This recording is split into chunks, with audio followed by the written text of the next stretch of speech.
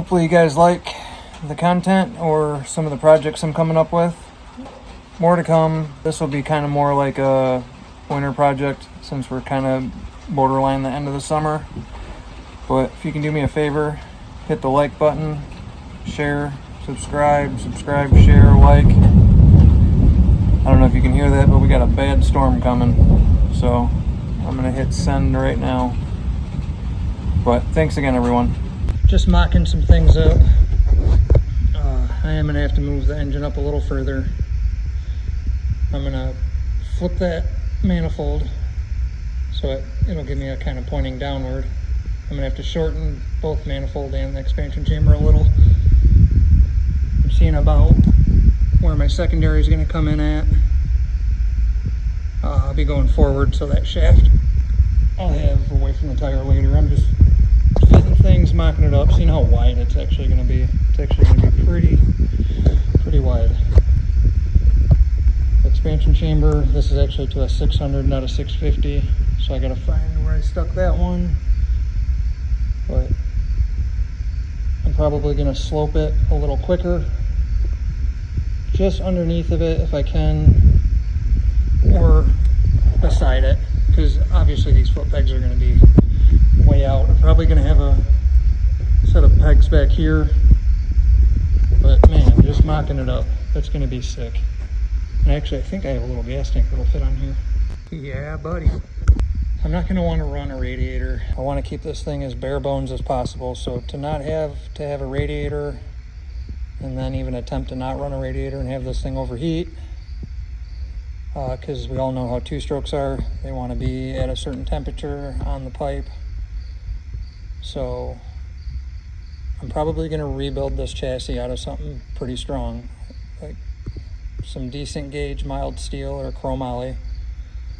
But if this is my inlet outlet, what I'm going to do is incorporate the chassis, and somewhere in the frame I'm going to have a inlet, and obviously it could just be capped off here, but that pipe will run, say, like this S or Z shape up and through and back around and come back in. But the hoses, they'll be real short depending on how I do it. So obviously the neck bone will be a little thicker, so I can actually have, maybe I can get a half a gallon of coolant in it. And who knows, I could run something up here where I come out into a little heat exchanger, anything with some aluminum and fins for air to hit. But I feel like if I do that, the amount of time that you're going to fire this thing up, rev the piss out of it on a stand, obviously have slicks for it, do a burnout, and then stage it and go a quarter mile, eighth or quarter mile, depending on what it does. I'm pretty sure that we can get it to run under 230 degrees or so. But this is just how it's starting to look. And as you can see, this is a wide seat. Me sitting on it, I'm going to have a huge belt cage guard. Probably going to have the sprocket on this side for the chain, just so I don't complicate too much over here, which honestly, if I had the pillow blocks and the bearings and everything, I don't even mind it that much having the chain on this side. Obviously not a 40 style, I'll probably have a 50 or a 60 on it.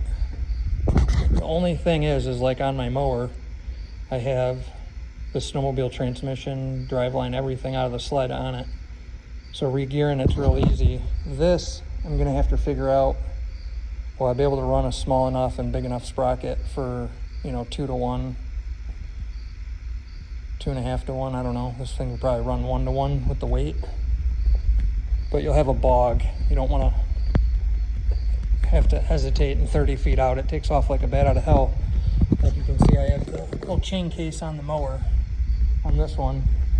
So I can come over here right now. I have it set up 1 to 1. I have a set of gears that make it 5 to 1, 4 to 1. I think I have a 3 to 1 and a 1 to 1.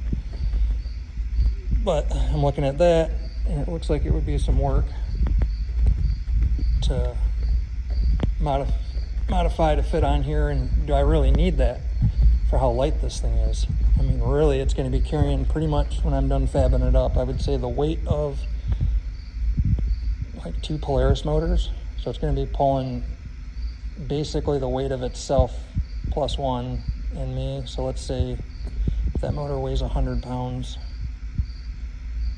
if I can get me, the motor, the bike, all the fabrication, the fuel on it, and me on it, and I can stay 300 or less pounds total with rider, I feel like we'll be doing pretty good. But they make 100 horse on a bad day. I'm pretty sure that there's some tuning and things I can play with, get a custom pipe for it, do some clutching, add some fuel.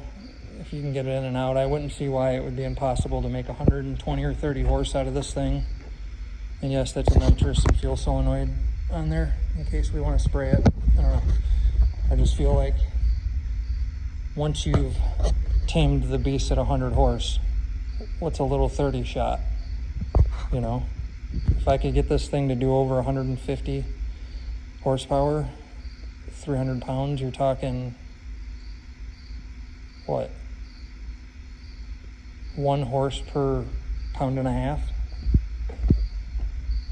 If that's right, that would be the shit.